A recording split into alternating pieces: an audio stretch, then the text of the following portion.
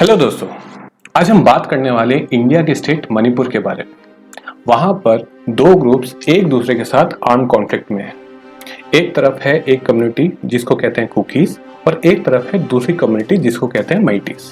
वो एक दूसरे के साथ अपने लैंड राइट्स के लिए लड़ाई कर रहे हैं आर्म कॉन्फ्लिक्ट में। आइए जानने की कोशिश करते हैं कि ये कुकीज कौन है और माइटीज कौन है। एक्चुअली जब हम मणिपुर के फिजिकल मैप को देखते हैं तो वहां पर दो तरीके के एरियाज हैं। एक है हमारे हिल्स एरिया और एक तरफ है हमारे प्लेन एरिया। जो हिल्स एरिया है वो स्टेट का 90% ऑफ द लैंड कॉन्स्टिट्यूट करता है और जो प्लेन एरिया है वो स्टेट का 10% ऑफ द लैंड कॉन्स्टिट्यूट करता है। तो हिल एरिया में जो लोग रहते हैं उनको कहते हैं कुकीज और जो प्लेन एरिया में लोग रहते हैं उनको कहते हैं माइटीज। तो ये है हमारे कुकीज एंड माइटीज। अब आज की डेट में प्रेजेंट सिनारियो वहां पर क्या है, इसके लिए हम हिस्ट्री में जाने की कोशिश करते हैं। एक्चुअली इंडिपेंडेंस के बाद गवर्नमेंट ऑफ इंडिया ने एक प्रोविजन किया, उसके अंदर कुकीज को शेड्यूल्ड ट्राइब का स्टेटस दिया गया। अब शेड्यूल्ड ट्राइब का स्टेटस मिलने के बाद क्या हुआ कि जिस एरिया में वो रह रहे थे, जो कि स्टेट का 90% एरिया है, जो कि हिल्स हैं, वो एक्सक्लूसिवली हो गए हमारे कुकीज के। और जो माइटीज जहाँ पर रह रहे थे, जो कि प्लेन एरिया है, वहाँ पर कोई भी आकर लैंड खरीद सकता था। अगर कुकीज का एक्सक्लूसिव लैंड हो गया तो इसका मतलब कोई वहां पर जाकर लैंड नहीं खरीद सकता। कुछ ऐसा ही जैसा जम्मू कश्मीर में। तो सबसे पहले हमारा क्वेश्चन दिमाग में ये आता है कि भाई उस टाइम पर माइटीज ने ये जो सिनेरियो है या ये जो कंडीशंस हैं इनको एक्सेप्ट क्यों किया। इसके पीछे रीजन है उस टाइम की पॉपुलेशन के बारे में। उस टाइम की पॉपुलेशन माइटीज की जो है वो इतनी ज्यादा पॉपुलेशन नहीं थी और जो 10% आपका कोस्टल एरिया है, मणिपुर का जो कोस्टल एरिया है वो है कोस्टल एरिया, प्लेन एरिया है, वो है फर्टाइल लैंड। मतलब कि वहां पर जो कंडीशंस हैं एग्रीकल्चर के लिए बहुत ज्यादा कंड्यूसिव है, वहां पर एग्रीकल्चर अच्छे से हो सकता है। और जो हिल एरिया है वहां पर एग्रीकल्चर करना डिफिकल्ट है। तो जब आपने ये प्रोविजन बनाया, गवर्नमेंट ने ये प्रोविजन बनाया, जब वो हिल एरिया कुकीज को दे दिए तो माइटीज को कुछ भी इसमें गलत नहीं लगा, क्योंकि वो ऑलरेडी वहाँ पर जाकर रहने वाले नहीं थे, क्योंकि एग्रीकल्चर वहाँ पे होना नहीं वाला था और वो बहुत टाइम से, बहुत सारी सेंचुरीज से प्लेन एरिया में ही रह रहे थे, तो उनको इसमें कोई प्रॉब्लम नहीं दिखी। लेकिन अब फास्ट फॉरवर्ड करते हैं अपना इस प्रेजेंट टाइम में। अब क्या है कि वहाँ पर पॉपुलेशन बढ़ गई है। अब generation by generation land divide होता है। जैसे मेरे फादर हैं, उनके 2 बच्चे हुए तो लैंड को 2 पार्ट में डिवाइड किया गया, फिर उनके बच्चे हुए तो उनको फर्दर डिवाइड किया गया।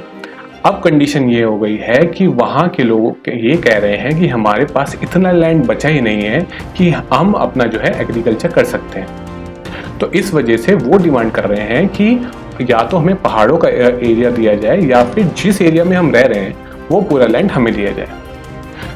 और जो कुकीज हैं वो ये बोल रहे हैं कि हमारा जो ये लैंड है ये हमारी आइडेंटिटी है और हम इस लैंड को नहीं देंगे। तो ये है हमारा इशू बिटवीन जो प्रेजेंट कंडीशंस है, प्रेजेंट कंडीशंस हैं अभी ये हैं।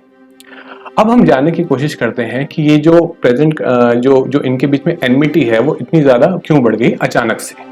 क्योंकि इनके बीच में ये जो स्ट्रगल है ये तो काफ़ी टाइम से चल रहा है, लगभग 20 साल से। लेकिन अभी ऐसा क्या हुआ कि ये दोनों एक दूसरे के साथ आर्म कॉन्फ्लिक्ट में एंगेज हो गए। उसके पीछे रीजन है मणिपुर हाईकोर्ट का एक ऑर्डर। उसमें मणिपुर हाईकोर्ट ने ये बोला कि स्टेट गवर्नमेंट को स्टेप्स लेने चाहिए ताकि माइटीज को भी एसटी का स्टेटस मिले। अब जैसे ही माइटीज को एसटी का स्टेटस मिल जाएगा तो जिस एरिया में, प्लेन एरिया में जो रह रहे हैं वो लैंड एक्सक्लूसिवली उनका हो जाएगा। तो उस एरिया में जो बांग्ला और या फिर हमारे नॉर्थ इंडिया के या फिर इवन कुकीज भी या नागाज भी वहाँ पर रहते हैं मणिपुर में, वो उस एरिया में रह रहे हैं, उनको वहाँ से निकाल दिया जाएगा तो वो लैंड हो जाएगा एक्सक्लूसिवली उनका। लेकिन इसके अगेंस्ट एक वहाँ की ट्राइबल स्टूडेंट यूनियन है जिसने एक ट्राइबल सॉलिडेरिटी रैली निकाली May 3 को। उस रैली के अंदर क्या हुआ कि माइटीज के कुछ मिसक्रिएंट्स ने कुकीज के जो लोग हैं जो उस रैली में थे उसके अंदर अटैक कर दिया। अब अटैक होने के बाद काउंटर अटैक हुआ जिसकी वजह से ये प्रोटेस्ट इतना ज़्यादा बढ़ गया। लेकिन हमें यहाँ पे ये समझना है कि सिर्फ एक ही प्रोटेस्ट की वजह से ये कंडीशन इतनी ख़राब नहीं हुई। इसके पीछे कुछ रीजंस हैं जिनकी वजह से जो बॉयल अप हो रहा था और जैसे इसके अंदर एक चिंगारी हाईकोर्ट का ऑर्डर पड़ा, ये एक बड़ा बम बन गया। क्या है वो कंडीशन? सबसे पहला है पॉलिटिकल कंडीशन। जो मणिपुर की लेजिस्लेटिव असेंबली है वो 60 सीट्स के अंदर डिवाइड होती है, जिसके अंदर 40 सीट्स आती है हमारे माइटीज के लोगों के लिए और जो 20 सीट्स आती है वो कुकीज लोगों के लिए, क्योंकि माइटीज वहां पर 52% ऑफ द पॉपुलेशन है। अब अगर उनके पास 40 सीट्स हैं तो ये बात श्योर है कि हर बार जो स्टेट गवर्नमेंट बनेगी उसका सीएम या उसके मिनिस्टर जो है वो माइटीज के होंगे। तो हमेशा क्या हुआ कि कुकीज को ये लगा कि जो स्टेट गवर्नमेंट है वो माइटीज की है और वो हमारे अगेंस्ट डिस्क्रिमिनेट करती है, तो इस वजह से उन दोनों के बीच में एनमिटी बढ़ गई। अब दूसरा रीजन क्या हुआ कि जो एन बीरेन सिंह हैं, जो अभी करंट सीएम हैं, उन्होंने एक ऑर्डर पास किया। उसमें उन्होंने ये बोला कि कुकीज के कुछ एरियाज को उन्होंने प्रोटेक्टेड एरियाज में डिक्लेयर कर दिया। प्रोटेक्टेड एरियाज क्या होते हैं? प्रोटेक्टेड एरियाज वो एरियाज होते हैं जिनको government as a forest preserve करती है, क्योंकि गवर्नमेंट का ऑब्लिगेशन है कि हमें ज़्यादा से ज़्यादा फॉरेस्ट बचाने हैं। गवर्नमेंट ये बोल रही है कि यहाँ पर जो गूगल मैप से हमने कंपेयर किया तो उस एरिया में जहाँ पर इन्होंने अभी प्रोटेक्टेड एरिया डिक्लेयर किया है, पहले वहाँ पर फॉरेस्ट था, अब उसको क्लियर करके वहाँ पर कुकीज लोगों ने आके रहना स्टार्ट कर दिया। तो जब प्रोटेक्टेड एरिया डिक्लेयर किया तो वहाँ पे जो लोग रह रहे हैं उनको निकालना स्टार्ट किया, क्योंकि प्रोटेक्टेड एरिया में लोग नहीं रह सकते। तो इस वजह से कुकीज लोगों को ये लगा कि ये स्टेट गवर्नमेंट अगेन हमारे अगेंस्ट काम कर रही है। तो ये हो गया सेकंड रीज़न। थर्ड रीज़न हमारा रिलेटेड है म्यांमार से, जो कि हमारा बाउंड्री करता है मणिपुर के साथ। अब मणिपुर के जो हिल्स हैं वो हैं कंटिन्यूस हिल्स, और बीच में एक हमने इंटरनेशनल बाउंड्री बना दी, जिसमें एक तरफ इंडिया हो गया और एक तरफ म्यांमार हो गया। ये कुछ ऐसा ही है जैसे कि हमारे पाकिस्तान और इंडिया के बॉर्डर में पंजाब है, कंटिन्यूस लैंड है, लोग एक जैसे हैं, लेकिन बीच में आपने एक लाइन खींच दी जिसकी एक तरफ इंडिया हो गया और एक तरफ पाकिस्तान। तो म्यांमार से, जो कि इनके कजन्स माने जाते हैं, कुकीज के कजन्स माने जाते हैं, उन लोगों ने धीरे धीरे आके वहाँ पर सेटल करना स्टार्ट किया। अब कुकीज लोगों को इससे प्रॉब्लम नहीं थी, क्योंकि उनको ये लगा कि जो माइटीज हैं उनके पास पूरी पॉलिटिकल पावर है, स्टेट गवर्नमेंट है, पुलिस, सब कुछ उनके पास है। तो अगर ये लोग जो कि हमारे कजन्स हैं, हमारे रिलेटिव्स हैं, ये लोग आकर अगर मणिपुर में सेटल होंगे तो हमारी पावर बढ़ेगी। तो इस वजह से उन्होंने उनको सेटल करना स्टार्ट किया। लेकिन यहाँ पर स्टेट गवर्नमेंट ने ये डिमांड करना स्टार्ट किया कि वहाँ पर एनआरसी लागू होना चाहिए। एनआरसी है national register for citizenship, CAA NRC आपने सुना होगा, जहाँ शाहीन बाग प्रोटेस्ट, कुछ वैसे ही। वहाँ पर स्टेट गवर्नमेंट ने ये बोला कि हम लोग आइडेंटिफाई करेंगे कि कौन ओरिजिनल इंडियंस हैं और कौन म्यांमारीज हैं, और उन म्यांमारीज को बाहर भगाएंगे। यहाँ तक भी ठीक था, लेकिन मणिपुर के सीएम ने एक और स्टेटमेंट दे दिया जिसकी वजह से ये प्रॉब्लम और बढ़ गई। मणिपुर के सीएम ने ये बोल दिया कि ऑल कुकीज आर फॉरेनर्स। अब उनको जो कुकीज हैं, जो कि इंडियंस हैं, उनको ये लगा कि क्योंकि सीएम ही बोल रहा है कि हम फॉरेनर्स हैं, तो एनआरसी होगा तो ये जानबूझ के हमें फॉरेनर बता के इंडिया से बाहर निकालने की कोशिश करेंगे। तो इस वजह से उनका एनमिटी और डिस्ट्रस्ट और बढ़ गया। लेकिन इसके साथ साथ एक और इंसिडेंट हो रहा था म्यांमार में। वहाँ पर 2 साल पहले एक जनता गवर्नमेंट, मतलब कि मिलिट्री गवर्नमेंट आ गई। अब मिलिट्री गवर्नमेंट आते ही लोगों ने मिलिट्री गवर्नमेंट के आगे प्रोटेस्ट करना स्टार्ट किया म्यांमार में। तो वहाँ की मिलिट्री ने उन लोगों को जान से मारना स्टार्ट किया। तो जैसे जैसे वॉयलेंस वहाँ पे बढ़ा तो ये लोग भारी नंबर में इंडिया के अंदर आकर सेटल हो गए। तो अब म्यांमार के बहुत सारे इलीगल इमिग्रेंट्स जो हैं वो इंडिया में, मणिपुर में आके रहना स्टार्ट कर दिया। इसकी वजह से स्टेट गवर्नमेंट ने एनआरसी की डिमांड की, और माइटीज लोगों को लगने लगा कि भाई हमारे पास पहले ही लैंड कम है, और जो हमारा हिल एरिया था वो भी म्यांमार के लोगों के पास आना स्टार्ट हो गया, और फ्यूचर में हो सकता है कि वो प्लेन एरिया में भी रहना स्टार्ट कर दें। इसकी वजह से इनके बीच में एनमिटी और बढ़ गई।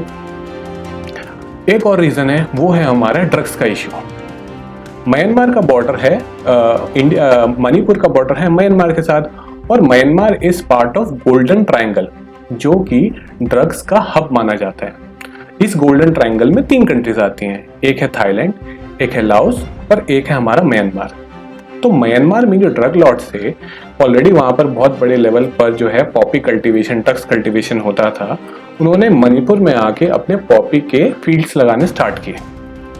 अब वहाँ पर क्योंकि इस फील्ड में बहुत ज़्यादा प्रॉफिट था, तो उन्होंने कुकीज़ लोगों को डेली वेज के उसमें बहुत अच्छा सैलरी देना स्टार्ट किया। तो कुकीज़ लोग इससे खुश हो गए।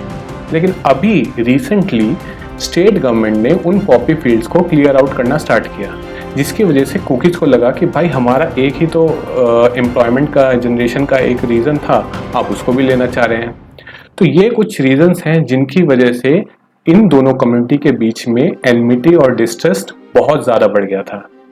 इस वजह से जब ये हाई कोर्ट का ऑर्डर आया, इसने एक चिंगारी का काम किया और उसकी वजह से ये दो ग्रुप्स एक दूसरे के साथ आर्म कॉन्फ्लिक्ट में एंगेज हो गए।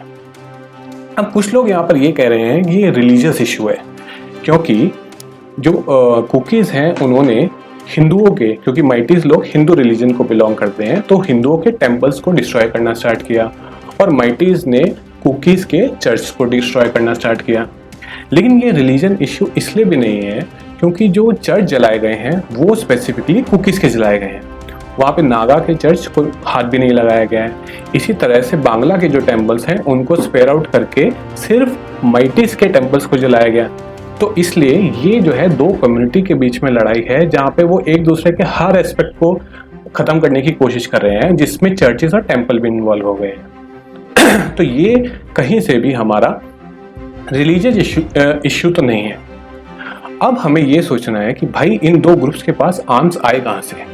पहले बात करते हैं कुकीज़ के बारे में। कुकीज़ के पास आर्म्स कहाँ से आए? ये ड्रग लॉर्ड्स हैं। ये जब आते हैं तो अपने साथ आर्म्स भी लेकर आते हैं, क्योंकि इनको अपनी ड्रग्स फील्ड की सेफ्टी के लिए आर्म्स चाहिए होते हैं। जब इन्होंने ये देखा कि हाई कोर्ट का ऑर्डर आया और ये दो कम्युनिटी एक दूसरे के साथ लड़ रहे हैं, तो इन्होंने कुकीज़ लोगों को आर्म्स प्रोवाइड करे सो दैट ये कॉन्फ्लिक्ट और ज़्यादा बढ़ जाए, क्योंकि जितना ज़्यादा कॉन्फ्लिक्ट बढ़ेगा उतना ज़्यादा स्टेट गवर्नमेंट की पावर कम होगी, क्योंकि दो लोग एक दूसरे के साथ लड़ रहे हैं, स्टेट गवर्नमेंट वहाँ बीच में आने में उसको प्रॉब्लम होगी या उसकी पावर कम हो जाएगी। अगर जितना ज़्यादा इन दोनों के बीच में लड़ाई होगी उतना ज़्यादा वायलेंस होगा, स्टेट गवर्नमेंट की पावर उतनी ज़्यादा कम होगी और इनके ड्रग्स फील्ड बचे रहेंगे। इसी तरह अब माइटीज़ के पास आर्म्स कहाँ से आए?